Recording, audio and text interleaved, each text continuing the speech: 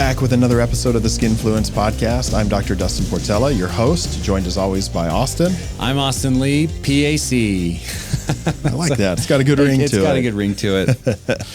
Well, we are well into summer at this point, and we're going to be talking about the things that we see in the summer. What is unique about summer that patients are coming into the clinic, and we're only making these kinds of diagnoses in the warmer months, with rare exception in the winter, colder months. Yeah. At least in our area where we've got 4 seasons. So the things are kind of unique in some circumstances. Some of them are expected, some of them are unexpected. And of course, the most common thing is a sunburn. And we see patients coming in for sunburns. Yep. They come in thinking, I just got burned really bad. We're never going to make fun of you for getting burnt. We don't recommend it. No. You're not going to get scolded by your dermatologist. I will scold you a little bit. Just a little bit. Dr. Portela will scold you. I'll say, you've learned your lesson. That's the approach I take with my kids, at least, is like, oh, you're paying enough, right? Yeah. Hopefully. Yeah, my line is usually patients are coming in for a skin check and they just got back from Mexico or they had a long weekend, at the lake or whatever.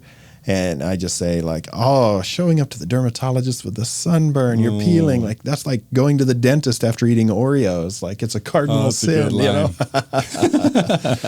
That's funny. What is the sunburn?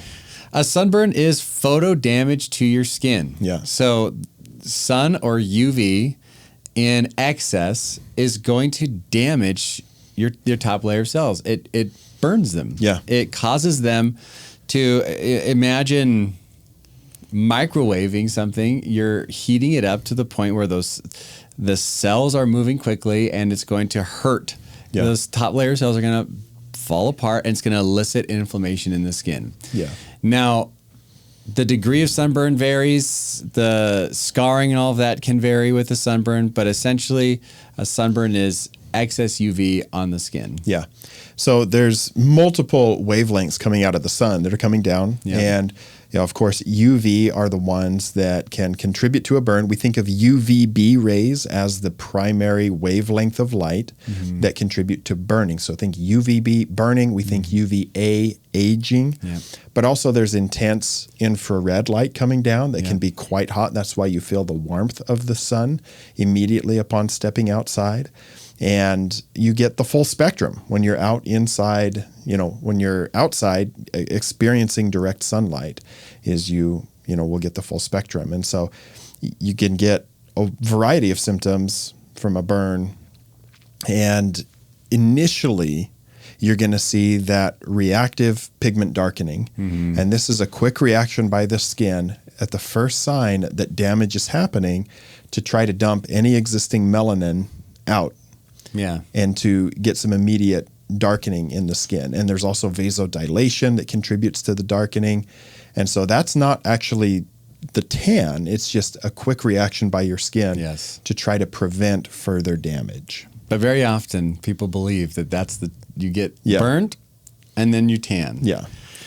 And that is false. So, and then in response to a burn, your body will release more melanocortin. It'll start to produce more melanin and try to transfer that to the surrounding keratinocytes because it suspects that maybe you're not so smart and you're going to go do it again. Yeah.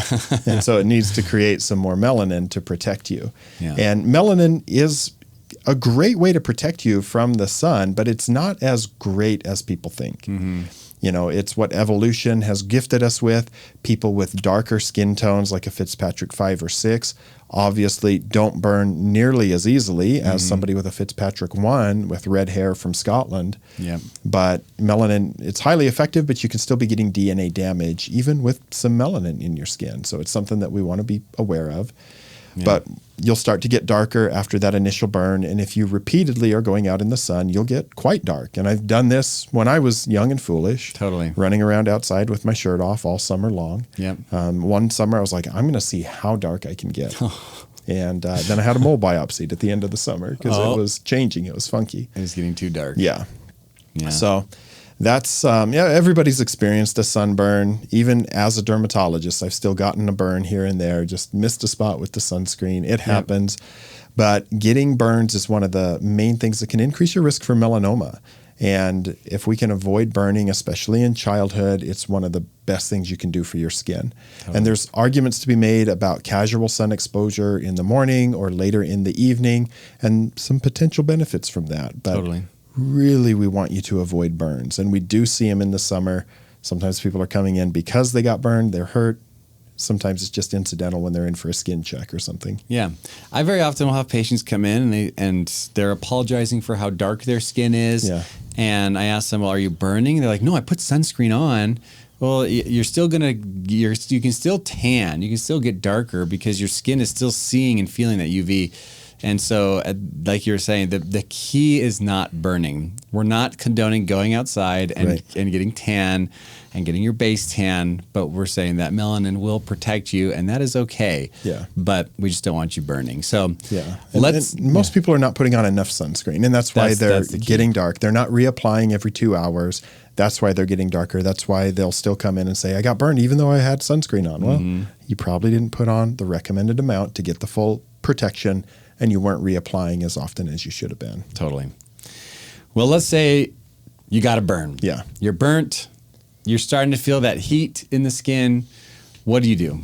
So one of the smartest things you can do is just try to get some of that heat out of the skin. Like do something that's going to cool the skin down. Everybody knows aloe. We keep a little aloe in the refrigerator even, so it's nice and cold when you put it on the skin. Helps create a heat gradient, pull some of that heat out, calm the skin down, get the blood vessels that are now all vasodilated to constrict a little bit, and that can help it to feel better, just pulling some of that heat out.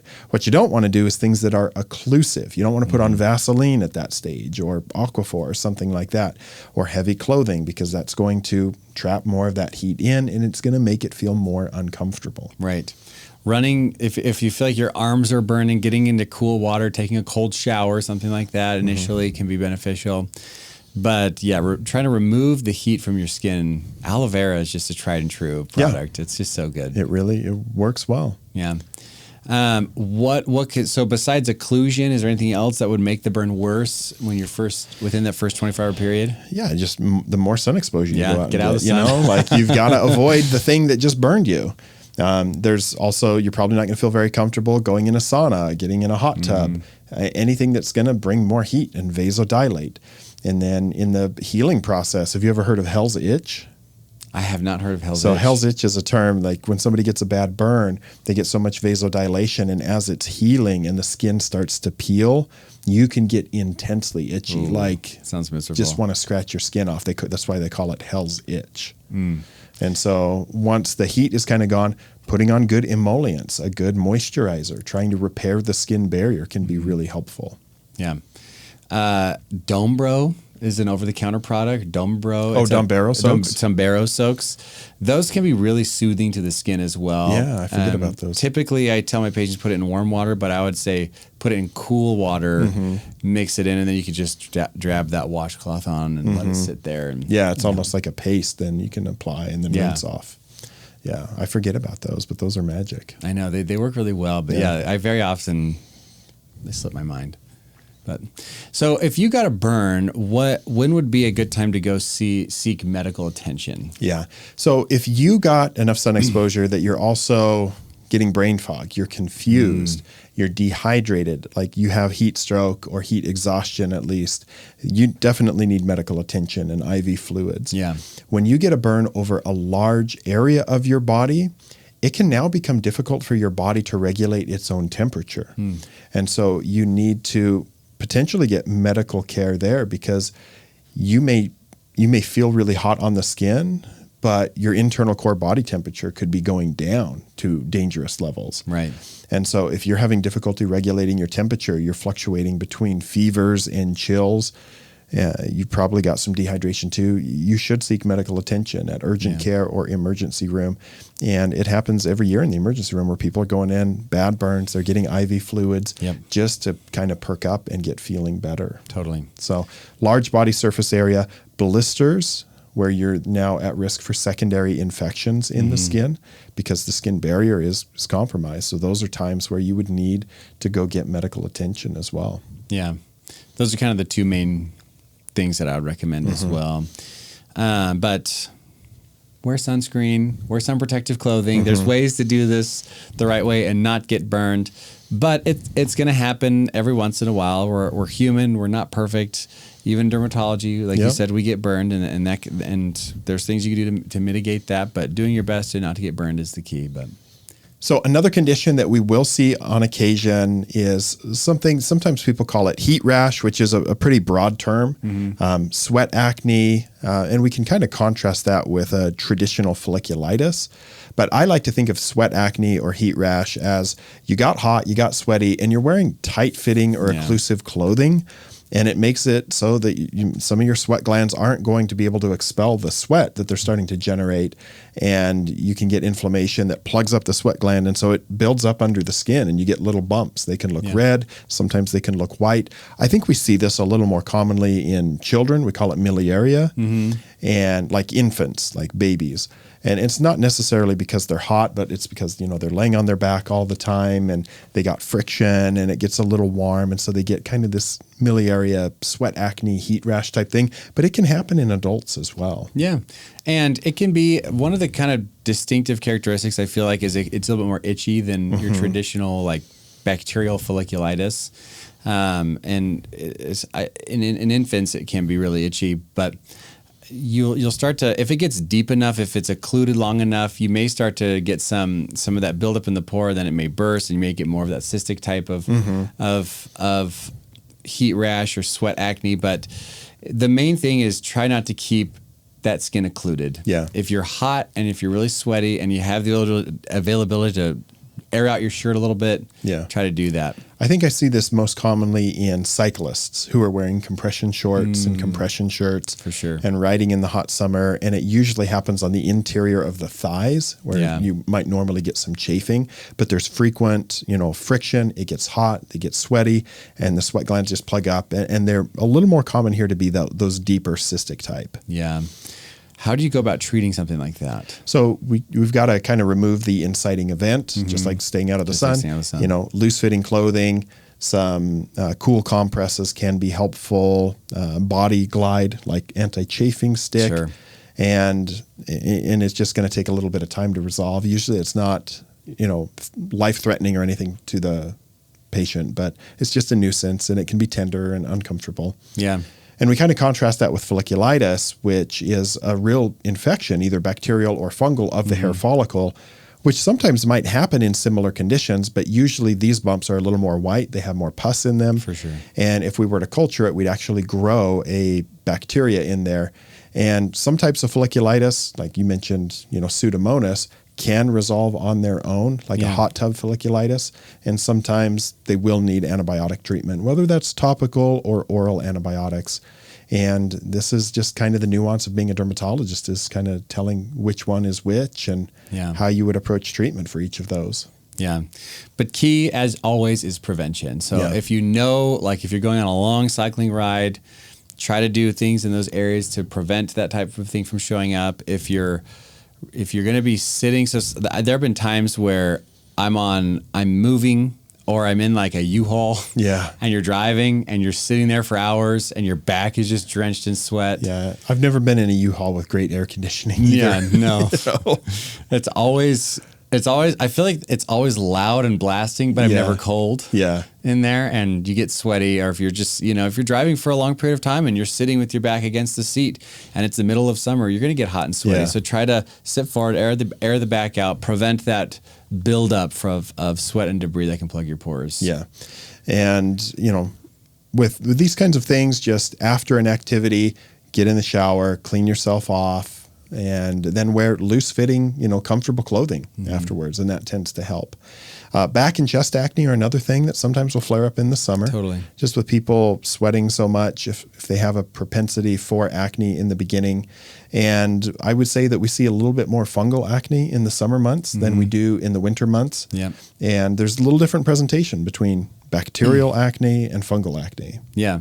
The fungal acne, you'll see more what we call monomorphic bumps. So they're very small, pinpoint, white pustules, and they're all monomorphic, meaning they're in the same level. So there's not some really well developed and some small starting over here. They're all just kind of looking the same. Yeah. Whereas the bacterial acne is going to it'll be in all different stages, and they're usually bigger, larger, there's more inflammation involved and more pustular. Yeah. One clue with fungal acne is I tend to see it going further down the back. And so somebody who has back acne, it's usually across the shoulders and the upper back. But if I suspect fungal acne, it's more common to see it go to the mid or even all the way to the lower back in that monomorphic appearance. And I always ask, is it itchy? Because fungal acne tends to be more itchy than bacterial acne for whatever reason. Yeah. And right along with fungal acne is a condition that I see usually only in the summer, and that's Tinea versicolor. Yes. That is something that I struggle with. Yeah? Yeah. On occasion, I'll get the flare-ups. Derm confessions on skin fluids. Confessions. Listen, I struggle just like everybody else. He is human. Yeah. So Tinea versicolor or pityriasis versicolor is an overgrowth of yeast that comes out of our oil glands, and it'll come out in these little circles on the back. They could be faint. We call it Tinea versicolor because it changes the color of your skin. Sometimes in the darker skin tones, it can look even darker, or it can look lighter. In my skin tone, it looks just more pink, and I get these little faint pink scaly patches. And very often they're asymptomatic. You don't know they're there. Yeah. Sometimes they can get kind of itchy, depending on how severe. But yeah, I've made the diagnosis on a lot of patients who didn't even know that they had it. They're in for a skin check, and I was like, "Oh, you got a little yeast growing on your skin," and they're like, "Oh, really? That's surprising." And generally, it's pretty easy to treat with a shampoo that we'll have patients use as a body wash. You can get Nizoral shampoo over the counter, and that can be helpful, but it changes the color of the skin, one, because sometimes it leads a little inflammation, but two, it produces a byproduct called dicarboxylic acid. And that is something that kind of shocks your melanocytes, and they stop producing pigment. And that's why you can get the white areas on the skin. And if this starts coming up onto the face, it's more noticeable. But oftentimes patients, they may actually have this year round, but they don't notice it until the summer when they go to get a little bit of tan. And their normal skin will tan, and then the areas that have the Tinea versicolor will not tan. And so they get contrasted between dark normal skin and very light affected skin. And they want to know, what is this? How do I get rid of it? And maybe itchy in some cases, but often not. Yeah, often it's pretty asymptomatic and not really contagious. So people think, oh my gosh, where did I get this? Who did I get this from? And we say, it's your own stuff. Yeah. But it's like you said, it's easy to treat with a shampoo. Yeah. So kind of the rule with a lot of these is, you want to try to keep cool in the summer. You don't want to get burned. Loose fitting, comfortable, breathable clothing is all going to play to your benefit. And keeping your skin clean. So after you've been outside, you've been sweating, shower off, use hypoallergenic products, moisturize the skin, and a lot of these can be prevented. Totally. Before we move into part 2 of the podcast, we're going to go to a little Did You Know? We've got some fun ones today. So mine is another case report today. Okay, I love these. And this is, there's some times in medical history where doctors do things to prove a point, but they have to use themselves as the test subject. Oh boy. And so I did not know this. I always assumed that people knew black widow spiders were bad. But in 1933, there was a 32-year-old University of Alabama physician named Dr. Alan Walker Blair. And he thought that the bite of a black widow spider was dangerous, but other people thought, that's such a little spider, like how could it cause any problems? People didn't believe that they were dangerous. So to test the hypothesis, he let a black widow spider bite his little finger, and then he documented the results. So he experienced a sharp pain followed by a progressive burn, leading to a hellish constellation of symptoms. This is his words, including extreme pain, sweating, vomiting, and mental status changes, which lasted for 48 hours. Oh. He became so ill that his plan was that he was going to document all this as he was going through it. But after 2 hours, he turned it over to his assistant to document what he was going through because he couldn't even do it anymore. So in the conclusion of his report, he published in the Archives of Internal Medicine, he wrote, "The venom injected by the bite of an adult female spider, Latrodectus mactans, which is the name of a black widow, is dangerously poisonous for man." That is an understatement. Yeah. He also hypothesized that the initial bite might lead to immunity, and he, though declined to go through it a second time to test that hypothesis. I'm glad he learned his lesson. Yeah. And so, wow. What a bold move. A bold move, Cotton. It's a bold move. Did not work out for him. And then an entomologist at the University of Kansas later on, William Berg, PhD, he went through the same thing. He let the spider bite him on the pinky finger. And I thought that his note was funny about it. He said, from the point of the experimenter, the results were all that could be desired. But from the subject's point of view, they were slightly severe. Oh, that sounds miserable. So, yeah. We hear their bodies on the line for science. Yeah. And there's so many stories like that in medicine of doctors putting themselves on the line to prove things like H. pylori or different diseases. Sometimes the physician ended up dying and the disease was then named after them. So, wow. That's just kind of not something I would sign up for, even if I thought. No, I would not sign up for that. If I saw a snake and I was like, I bet that bite would hurt and be poisonous, I'm not going to put myself on the line to test it. No. I think we have better methods now. Yeah. But let's see the effects of a 3rd-degree sunburn. I'm just going to go. Yeah, I'm just going to go lay out. And no, thank you. No, thank you. I'm not as brave as they were back then. Oh, yeah, neither am I.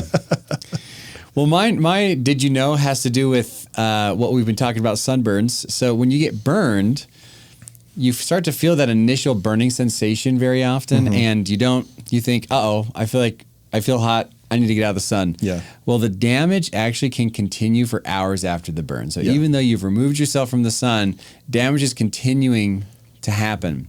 So that is why it is key to get out of the sun as quickly as possible, because hours later, your cells are still suffering. Yeah, that's a good point. I did see a case report in the literature a few years ago. I think it was an actual study where people were subjected to UV light for a burn, like on a small area on the arm. And then they dosed people with like mega doses of vitamin D, like 50,000 units of vitamin D. And it attenuated the bad effects of a burn.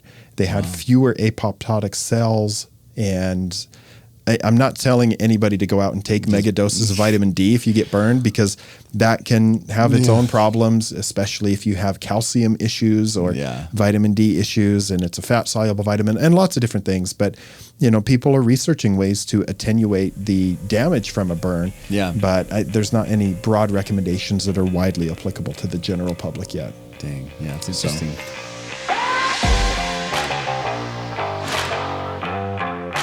Another thing that happens a lot in the summertime that we actually see a ton of in the clinic are bites and stings, because insects are abound in the summer months. Yep. And I think it's really bad in this area this year because we had a very mild winter. Very mild. And I think it just didn't kill a lot of the bugs that were out there that normally would have died off over the winter. And so flies are really bad. Wasps and hornets and bees seem like we have them all over around our house. Yeah. Ants. And so we see people come in and they're like, I got a bug bite. I got, this and that. And so I think that'd be interesting to kind of talk about. One, avoidance can be difficult, but how do you treat them when you get bit or stung? Totally. So I'm dealing with that as we speak, because we came back from the mountains this last weekend, and my daughter probably has 15 to 20 huge bug bites all over her body. Ooh. Poor thing is just has been miserable for the past couple of days. And so we've been doing everything that we can do to try to get her comfortable. So some of the best things that for her that give immediate relief is cooling the area. So so ice helps, cold packs, things like that, just help kind of numb the skin and make it so you don't feel that itchy, miserable sensation. But you can also use a little mild topical steroids like hydrocortisone can help. And then we've been doing little kids' Claritin pills to help take the edge off and help some of that swelling. The histamine response. Yeah. And so those are all the things. I mean, when you're up in the mountains, you're kind of limited, but I have a big medical grade, the first aid kit. So we have all of that available, which is nice. But if you're up in the mountains and you just don't have very much available to you, if you have access to water, getting in cool water, the rivers and lakes where it's cooler can help kind of numb the skin a little bit and take that edge off. Yeah. Yeah, obviously you want to avoid them. If you see a wasp nest, when I was growing up, we had some paper wasps that were building nests in the trees around our house. And we lived in Idaho. And so what does every, rural Idaho kid do is you build a potato gun. For sure.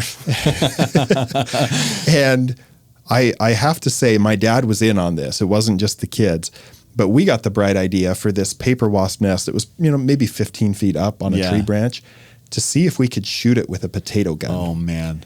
And so we loaded the potato in there. We opened the chamber. We sprayed hairspray in there. And then we had a little spark lighter on the base.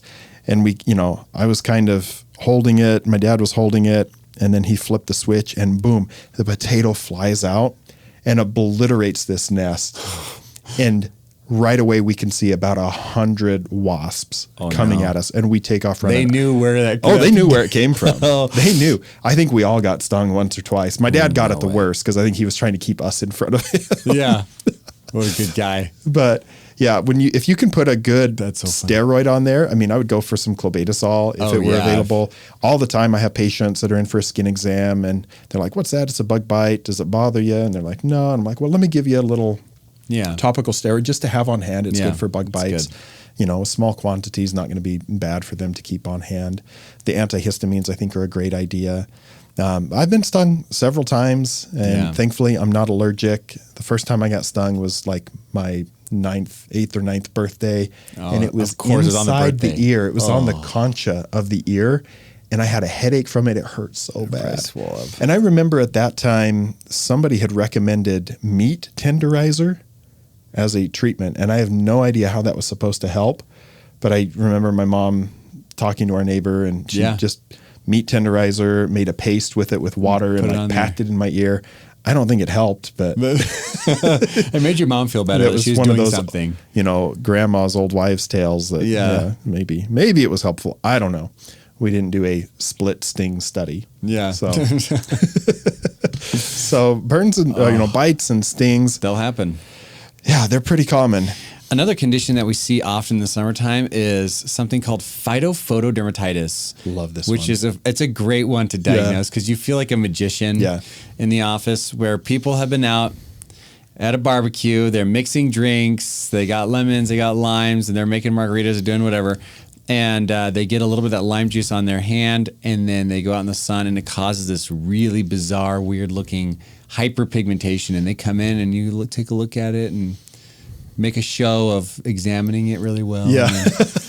And then say, this last weekend, were you making margaritas? Did you have like a Corona with a lime, or did you have something like that? And they go, yeah. How did you? And we're like, it's the juice from the sun. And then explain it to them, and they go, whoa, that's wild. Yeah. So limes in particular, celery is another one. Celery is one, yeah. And they have these compounds called furocumarins that when they get on your skin, if you're indoors, they're not going to really do much. Nope. But once the sunlight hits them, you get a blistering reaction that has hyperpigmentation. It can remain dark for months. Yep. And the last time I made the diagnosis was last summer, and this kid came in, he had it, on his arms, a little bit on his chest, and our nurse had asked him if I think they mentioned that they'd been on a cruise, and she goes, did you have any, Corona with lime? And he goes, so many limes. So many limes. That was his direct quote. That's hilarious. And so I came in and I'm like, I know exactly what's going on. And you just look brilliant. My favorite one was a lady who had on her backside. And it was like this weird distribution. And I'm like, I know this is an outside job. Like something came in contact with the skin. And we're just asking questions. And finally, we get that they just got back from Mexico. And I was like, oh, you have Corona with lime on the beach? And she's like, yeah. And I'm like, oh, okay. And so whether it was her handprints or somebody else's handprints that had limes on them, but she had what were handprints on each of her cheeks. From, she got it on her hands. Maybe she wiped it, or somebody else was showing her some affection. Yep. And she was sunbathing, laying on her stomach, and she had handprints on both of her. Amazing. Cheeks. That lasted. And they weren't like perfect handprints, but once you realized what it was, you're like, okay, I can see a handprint. Yeah. Oh, that is funny. And so phytophotodermatitis. So be super careful if you've got limes or celery or lemons, and just wash it off really well. Yep. I made the diagnosis once in somebody who was doing, they were a prep cook, so they were cutting celery for an outdoor catering event. And they had celery that got all over their skin, and they had terrible reaction on the hands. So phytophoto is another one. It is so fun to make that diagnosis. It's a fun one for sure. And we're going to round it out today with kind of two opposite ends of itches and problems you get from being in water. Yeah. And the first one is called sea bather's eruption. Yes. And this one particularly happens when you are in the ocean, in warm water where there are jellyfish. And so what happens is the larvae of these jellyfish, like the tiny little babies that you can't even see in the water, as you're swimming around, having a good time, looking at the fish or the turtles or whatever, these things will kind of just float through your swim clothes. Maybe they get under a swim shirt or something. And then if they get pressed or compressed, they get rubbed, they're going to sting you. Yeah. And so this one can be intensely itchy, and it only will happen in areas that were covered by clothing. Interesting. Yeah. Which are not areas you want to be stung. No, not areas you want to be stung in most cases. And so that's why I always wear a thong. Perfect. When I'm swimming. Just give it the least as amount. little risk as possible. No, I'm just kidding. We need documentation of this. That is not on my Instagram. So sea bather's eruption is something, we don't see it a lot because we're not, we're a landlocked state. Yeah. But, if somebody comes back from Caribbean vacation, it's possible that we'll see it. But I can't say that I've really seen this. I don't think I've ever really seen it. I just read it in books, and I read about it in the textbooks. And I believe the itch is kind of a delayed itch. Like it's after you get out of the water, you think, oh my gosh, why am I so itchy? Right, yeah. It happens where my shorts were, or bathing suit was. Yeah. But it takes a little time for your body to start reacting to it. And, yes. But yeah, it sucks when it happens, and you've got those little spines, and you got to get them off and out, and it takes time. And so, yeah. But the contrast of that we do see sometimes here in Idaho is swimmer's itch. And it sounds a lot like sea bather's eruption, but it's a little different. Yeah. It's a little different because of the distribution and what's causing it. But it's larvae from parasites from, is it birds? Yeah, it's usually from the feces of birds. So these birds have parasites, and they poop them out into the water that we go swimming in. And sometimes it's called duck itch as well, because ducks are a common carrier of these parasites. And it's usually warm water that's standing water. Right. So this isn't really going to happen if you're swimming in a flowing river or something, but like those lakes that are warm and stagnant that grow algae around the sides, like things you don't really want to swim in anyway. Yeah, but we do. We go in there, and then those parasites, they dig into our skin. They bite us. Yeah, dig into the skin. And then usually in areas where you're not covered by a bathing suit. Not covered, yeah. So it'll be the areas that are exposed, and you get out and you'll become very, very itchy as well. Yeah, and that's why in fresh water, I'm completely clothed. Yeah. You wear a full wetsuit in fresh water. So those two are kind of interesting because one only affects skin that is uncovered and one only affects skin that is covered. Yeah. And then an honorable mention here that I have to tell a story about is I was living in Missouri in the summertime over 20 years ago, and I went fishing with some friends. And I had heard of chiggers. I'd even had a few. Okay. And we're walking through the tall grass, and we were fishing all afternoon. And about 2 days later, I had some things popping up around my ankles, and I was like, oh, crap, I got chiggers. And these are tiny little bugs that burrow under the skin and then die. And it takes a couple of weeks for everything to go away as your skin sheds. But over the next couple of days, I had over 100 of them pop up. Oh. And from my feet all the way up to my waistline, because that's how high the grass was. So from my waistline down, over 100 of these all over. That's and wild. I wanted to die. I was so itchy. That sounds I couldn't miserable. sleep. It was one of the worst experiences of my life. Chiggers. Yeah. Chiggers. I've only heard about them, but not like that. Yeah. We don't have them here in Idaho, thankfully. Yeah. And they can be prevented by some simple permethrin spray or something. Oh, really? And I just didn't think about it. About Didn't it. put any on. Oh, and that sounds horrible. most of the people I was fishing with, they didn't, they got a couple maybe, but had gone around to the other side of this pond we were fishing on and Gotcha. walked through the taller grass. And it was That sounds miserable. horrible. So this is kind of a Midwest and a Southern U.S. thing, chiggers, but a little permethrin cream, wear long pants, spray it around the opening of your legs, and you're going to be fine in most cases. But Yeah. I wanted to die. I would too. That sounds miserable. Yeah. So that is just a little sample of all of the fun summer rashes and problems that we see, and our favorite of phytophotodermatitis to make that diagnosis. But if you are going to be out this summer, we have a product recommendation or two for you. One, of course, is going to be sunscreen. I use a lot of spray sunscreen in the summertime just because it's easy, especially if you have hair on your legs or your arms. And so we've got a Neutrogena spray here. This is the Dry Touch Ultra Sheer Body Mist 70 SPF. And so it's water resistant as well, which makes it nice when we go to the water park or we go to the pond or lake swimming. And then if you're not a big sunscreen fan, or even if you are and you want a little extra protection, there are a lot of supplements available now over the counter that contain an ingredient called polypodium. And it is an antioxidant that helps protect your skin from free radical damage. So free radicals caused by ultraviolet light helps to neutralize those.